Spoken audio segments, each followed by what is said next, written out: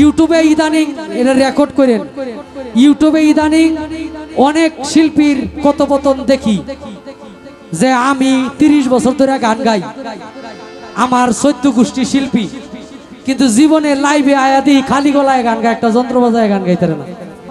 কারণ যেই ব্যক্তি 30 বছর ধরে গান গায়, গান শিখে, অন্তত তার দুই চারটা যন্ত্রের প্রতি তার অভিজ্ঞতা থাকার দরকার। কিন্তু আমরা দেখি এই বেহালা তো বাজাইতেই পারে না, আবার নিজে যে হারমোনিয়ামটা বাজায় গান গাইবো ওই অভিজ্ঞতাটাও কোনোদিন পাইছি না। অনেক সময় লাইভে দেখি তা করে তারা খালি গলায় এসে গান গায়, কেউ বাজায় দিলে গায়ে হাওলাত করিয়া, নিজেরটা নিজে গাইতে পারে না। আগে সুরযন্ত্র শিখতে হবে, তারপরে গলার সুন্দরত্ব বাড়ে। একটা খুব সুন্দর একটা কিচ্ছা, একটা গল্প উনি বলছেন, বইলা কইতাছে কই আমার দশাটা এরকম হইছে, আমি এখন এই কথা বলতেছি যে নূপুর বৈদেশীর সাথে গানটা রেখে আমি করলাম কি। এই আমি কারো বদনাম বা কাউকে ছোট করতেছি না। এখন আমার যদি ক্লাস 5 পর্যন্ত পড়ার অভিজ্ঞতা থাকে, আমি কি ভার্সিটির ক্লাসের বিষয়ে আমার কোনো অভিজ্ঞতা আছে বা ওই ভার্সিটির সার্টিফিকেট নিয়ে কি আমি চলতে পারবো? প্রশ্ন করলে আটকে যাব না। আমরা অনেকেই গান শিখি না, আবার শিখবে কার কাছে? অনেক উস্তাদ আছে, এই গান শিখাইতে গিয়া আরো পেছের মধ্যে ফালায় শিল্পী করে। সত্য আছে, অনেক উস্তাদ আছে আমাদের মাঝে, অনেক পেছের মধ্যে ফালাই দেয়। এই ভয়ে অনেকেই অনেকের কাছে গান শিখতে যায় না। অনেক পেছ, এগুলো আমি ভাঙ্গাভাঙ্গি না করলাম, মানে তাদের কাছে ছাত্র ছাত্রী নিরাপদ থাকে না। আর অনেকের আবার ইচ্ছাও হয় না।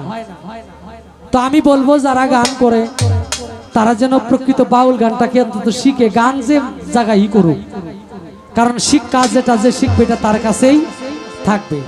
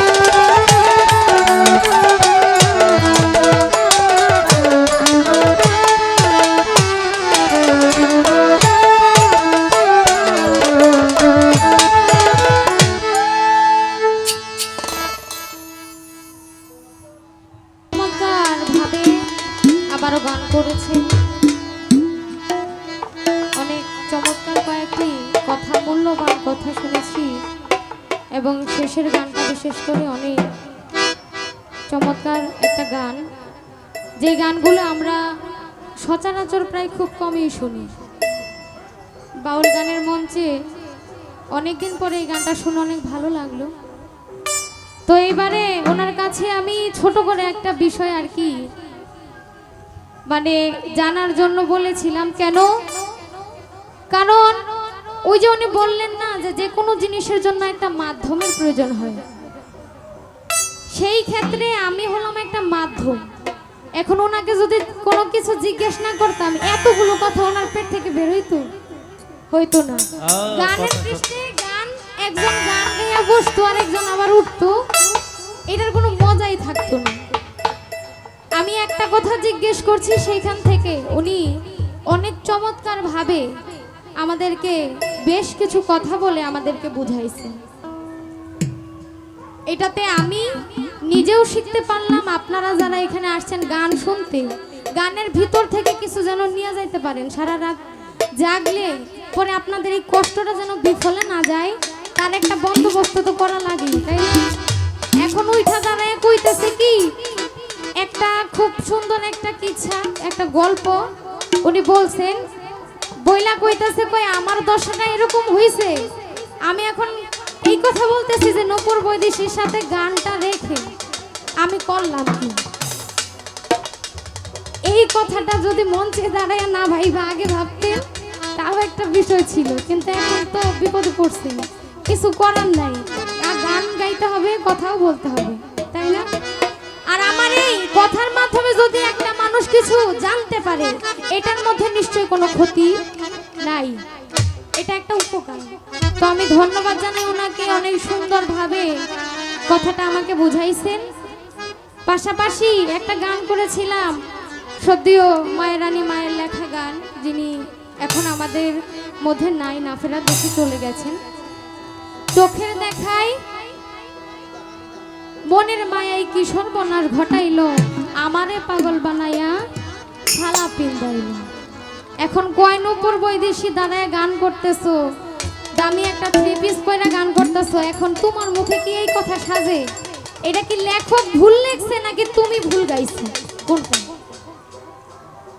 যে লেখছে সে কিন্তু খামখেলি কোনো লেখক ছিলেন না, উনি একজন সাধিকাও ছিলেন, যিনি গানকে দীর্ঘ বছর যাবত গেয়েছেন, অনেক গান উনি লিখেও গেছেন।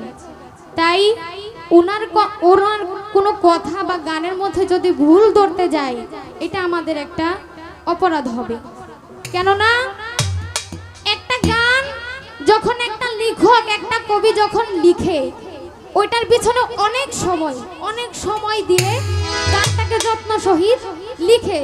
কেননা একটা গান যে আমি কথাটা লিখে ফেললাম আর ওটা হাজার হাজার মানুষ গাইবো, এরকম কোনো বিষয় না। গানটা আমি লিখতেছি, কি লিখতেছি, কেন লিখতেছি, ওইটা বুঝা শুনা পরে লিখতে হয়। এই জায়গার মধ্যে প্রশ্ন তোলা তো আমি অধমের পক্ষে কোনোদিনও সম্ভব না। তারপরেও বাউল গানের মঞ্চে যেহেতু জিজ্ঞেস করছেন, আমি বলবো আপনার কথা থেকেই আপনাকে বলি। একটু আগে দাঁড়িয়ে আপনি কিছু উদাহরণ দিয়েছেন যে কোনো কিছু পাইতে হলে বা কোনো কিছু লাভ করতে হলে সকল কিছুর জন্য একটা উসিলার প্রয়োজন পড়ে। যেমন আজকে আমাদের 2 জন শিল্পীকে গান কমিটির পক্ষ থেকে ওনারা আনছেন, আমরা গানের মাধ্যমে যেন দর্শকদের মন জয় করতে পারি এবং তাদেরকে আত্মতৃপ্তি দিতে পারি। একটা গান শুনেছি, সেই গানটাকে এক কান দিয়ে শুনলাম আর এক কান দিয়ে বের করে দিলাম, এটাকে গান শোনার আসল মর্ম এটাকে বলে না। গানকে শুনে যতক্ষণ পর্যন্ত একজন শ্রোতা, একজন দর্শক ওই গানের ভিতরে নিজেকে ধারণ করতে না পারবে, নিজেকে ওই জায়গায় বসাইতে না পারবে, ততক্ষণ পর্যন্ত তার গান শোনার কোনো মূল্য থাকবে না। এই জায়গায় একজন অলির দরবারে এসেছি, ওনার দরবারে দাঁড়িয়ে ওনার যারা ভক্তবৃন্দ আশেকানরা আছেন তাদের জন্য, ওনাদের মাধ্যম হয়ে এই গানটা আমি করেছিলাম। যেহেতু অলির দরবারে এসেছি, আমি ওনাকে স্মরণ করে একটা গান আমি করতেছি। তারপরে অনেক সুন্দর কথা যে আমারে পাগল বানাইয়া ছালা পিন্দাইলো, এটা যদি ঘর ছাড়া বলতো তারপরেও মানতাম। ঘর ছাড়া তো বলছি ভাই, আপনি মনে হয় খেয়াল করেন নাই, মানে কোন ধ্যানে ছিলেন জানি না, আপনি খেয়াল করেন নাই। তবে একমাত্র যে ঘর ছাড়া এরকম কিছু না, এই যে একটা পোশাক পরে আছি, আপনি যে পোশাক পরে আছেন সবগুলো তো সুতার মাধ্যমেই তৈরি হয়েছে নাকি? এরকমই তো কিছু কাপড় কিছু আছে একটু কম দাম আর একটার কিছু বেশি দাম, এইটুকুই তো তফাৎ। কিন্তু আমরা তো মানুষ, আমরা একটা সমাজে বসবাস করি, সেই ক্ষেত্রে আমাদের কিছু নিয়ম নীতি এগুলো মেনে চলতে হয়। সব জায়গায় সবভাবে প্রকাশ হলে চলে না। তবে পাগল ফকির হওয়াও মুখের কোনো কথা না। কেউ আছে বাড়ি ঘরের পাগল, কেউ আছে ধন সম্পদের পাগল, কেউ আছে নারীর পাগল, কেউ আছে যারা এই দিন দুনিয়াকে নিয়ে সব সময় পড়ে থাকে, কে কত টাকা ইনকাম করতে পারবো, কত টাকা কত সম্পত্তির মালিক হইতে পারবো এইসব। আর কিছু কিছু পাগল আছে যারা নাকি এই দুনিয়াদারির কোনো চিন্তা করে না, তারা চিন্তা করে তার মাওলাকে, তার স্রষ্টাকে, তার মুর্শিদকে কিভাবে সে লাভ করতে পারবে। তখন তার গায়ে সালা থাকলো নাকি দামি জামা থাকলো সেটার কোনো মূল্য তার কাছে থাকে না। পাগলের সব মনে মনে গো।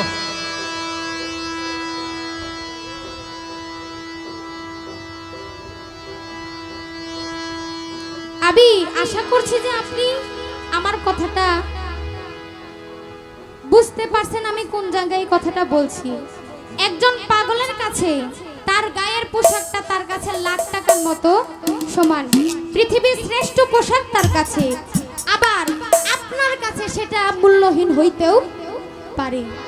এটা স্থান কাল পাত্র ভেদের কথা বলছিলেন না, ঠিক ওই রকমই আপনার কাছে ওইটা মনে হইতেছে পাগলের গায়ে ছালা আছে, এটার আর কি দাম? হ্যাঁ, এটা তো ছালার বস্তা পইরা আছে, এটার কোনো দামই নাই। কিন্তু ওই পাগলের কাছে ওই জামাটাই তার কাছে সর্বশ্রেষ্ঠ জামা হইতে পারে। আশা করি আপনি বুঝতে পারছেন। এবার আমি আমার ভাব মতো গান করি। আবার কইতেছে কি যে আমি এখন বিচ্ছেদ গান করলে আবার কোন প্যাচ দিয়া বসে, মানে উনার কথায় বুঝা গেলে যে উনি একটু ভয়ও পাইছে নাকি। ছোট মানুষ হইতে পারি কিন্তু একটু ভয়ও পাইছে, ওটা বুঝা যায়। হ্যাঁ বলতেছে যে স্টেজের মধ্যে আমার আত্মীয় না দূর সম্পর্কের কেউ, এটা কোনো বিষয় না। স্টেজের মধ্যে কোনো ছাড়াছাড়ি নাই। আমি তো আপনারে বলি নাই, অনেক শিল্পীরা আছে কি করে জানেন, মানে গানের আগে যার সাথে গান তার সাথে খুব ভাব জমায় নাকি, কথাবার্তা বইলা তার মানে তার আয়ত্তে নিয়ে আসে, জানে স্টেজের মধ্যে দাঁড়ায় তারে কিছু না বলে। আমি তো ওরকম কিছু করি নাই, এটা তো মিথ্যা কথা না। তাইলে আমি তো আপনারে বলিও নাই যে বাজান আমার একটু ছাড় দিয়া কথা কইেন। আপনি যা পারেন যতটুকু পারেন সব কিছু কইয়া যান, ঠিক আছে? আমি যতটুকু জানি বলবো যে জানি, আর যদি না জানি বলবো জানি না, কারণ আমি এখনো শিখতেছি। হ্যাঁ, শিখতেছি, শিখার অনেক বাকি। একটা মানুষ মৃত্যু পর্যন্ত শিখে, তার জীবন থেকে সে শিখে। ধন্যবাদ, আপনি বলতে থাকেন, কোনো অসুবিধা নাই। যদি কিছু পারি তো বলবো, আর না পারলে সেটাও আপনারা কমো। আপনি এটা দর্শকদের বুঝাই দিয়া পড়ে যাবেন যে আপনি কি কইতে চাইছেন। সারা সারি নাই আজকে। আজকে আপনাদেরও ছাড় নাই, আমি ছাড় দিলেও দর্শকরা কিন্তু ছাড় দিব না। বুঝা শোনা পরে কথা কই। তো যে জায়গায় কথাটা রাখছিলেন সেই জায়গা থেকে আমার একটা গান আগে রাখি, তারপর একটা বিচ্ছেদ গান গাইব। ওরে সকল দুঃখ দূরে যাইতো